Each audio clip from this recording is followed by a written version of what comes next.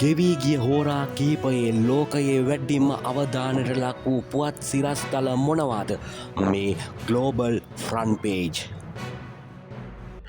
At least 2 dead as a super typhoon Fung Wong near landfall in the Philippines.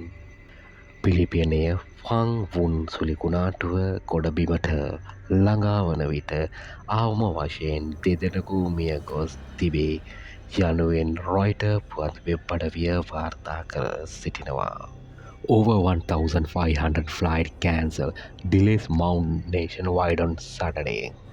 සෙනසුරාදා රටපුරා ගුවන් ගමන් 1500කට අධික සංඛ්‍යාවක් අවලංගු කර ඇති අතර ප්‍රමාදයන් තවත් ඉහළ ගොස් තිබේ යනුවෙන් ABC පුවත් වෙබ් අඩවිය වාර්තා කර තිබෙනවා.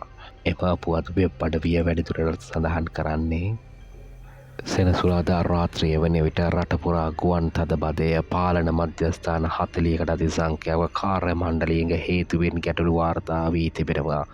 සෙනසුරාදා දිනය පුරාම එක්සත් ජනපදය පුරා ගුවන් තොටුපළවල කාර මණ්ඩලය හිඟ හේතුවෙන් ගුවන් ගමන් නවතා දමා තිබුණි. මේ වන විට ඩෙල්ටා ගුවන් සේවය ගුවන් ගමන් වලින් 7% පමණ අවලංගු වී ඇති අතර තවත් 30% ප්‍රමාද වී තිබෙනවා. ඇමරිකන් එයාර්ලයින්ස් සහ යුනයිටඩ් යන දෙවර්ගයම සෙනසුරාදා ගුවන් ගමන් වලින් 3% පමණ අවලංගු වී ඇති අතර 30% ප්‍රමාද වී ඇත. සවුත් වෙස්ට් ගුවන් සේවය ගුවන් ගමන් වලින් 3% පමණ අවලංගු වී ඇති අතර 25% පමණ ප්‍රමාද වී පැමිණ තිබෙනවා. රජයේ ක්‍රියාකාරීත්වය අත්හිටුවීමට දිගටම පැවතුවහොත් තවත් ගුවන් ගමන් අඩු කිරීම සිදුවිය හැකි බව ප්‍රවාහන ලේකම් ෂෝන් ඩෙෆ් සිකුරාදා ABC නිවුස් ලයිව් සම්මුඛ සාකච්ඡාවට එක්වමින් ප්‍රකාශ කර තිබෙන බවයි එම පුවත් වෙබ් අඩවිය වැඩිදුරටත් සඳහන් කර තිබෙන්නේ. More than 1,400 flight cancelled as US air traffic cuts enter the second day. එක්සත් ජනපද ගුවන් ගමන් කප්පාදුව දෙවන දිනයට ක්‍රියාත්මක වීමත් සමගම ගුවන් ගමන් 1400කට වැඩි ප්‍රමාණයක් අවලංගු කර ඇත බව BBC පුවත් වෙබ් අඩවිය වාර්තා කර සිටිනවා.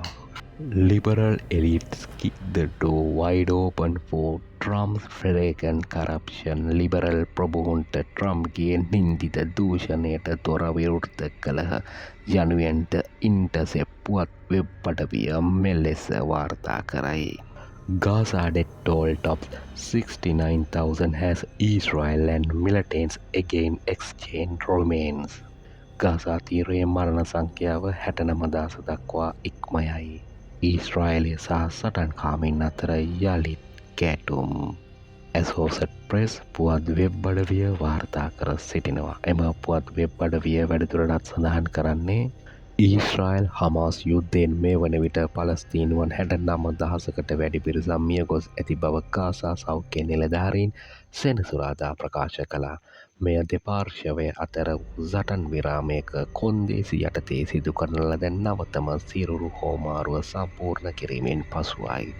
ඔක්තෝබර් 10 වෙනිදා සටන් විරාමය ආරම්භ වීමෙන් පසු විනාශයට පත් ගාසා තීරයේ තවත් සිරුරු සොයා ගැනීමත් අනෙකුත් සිරුරු හඳුනා ගැනීමත් සමගම මරණ සංඛ්‍යාවෙන් නවතම ඉහළ යාමක් සිදු වුණා. මෙම සංඛ්‍යාවට ඊශ්‍රායලය සස්තවාදීන් ඉලක්ක කරගත් බවට පවසන ප්‍රහාරවලින් මියගිය පලස්තීනුවන්ද ඇතුළත් වනවා. ඊශ්‍රායලය සෙනසුරාදා දින තවත් පලස්තීනුවන් 15 දෙනෙකුගේ දේහයන් ගාසා තීරයට බාර දුන් බව ඒ රට රෝහල් නිලධාරීන් පැවසුවා. ඊට පෙර දින සස්තවාදීන් ප්‍රාණ ඇපකරුවෙකුගේ දේහයක් ඊශ්‍රායලයට බාර දුන්නා. අගමැති බෙන්ජමින් නෙතන්යාහුගේ කාර්යාලයට අනුව ඔවුන් ලියෝර් රැෆ්ටෆ් ලෙස හඳුනාගෙන ඇති අතර රැෆ්ටෆ් ආජෙන්ටිනාවේ උපත ලබා ඇති බව ප්‍රාණ ඇපකරුවන් සහ අතුරුදන් වූ පලස්තීන සංසදය ප්‍රකාශ කළා යනුවෙන් ඇසෝසට් ප්‍රෙස් වාර්තා කර සිටිනවා.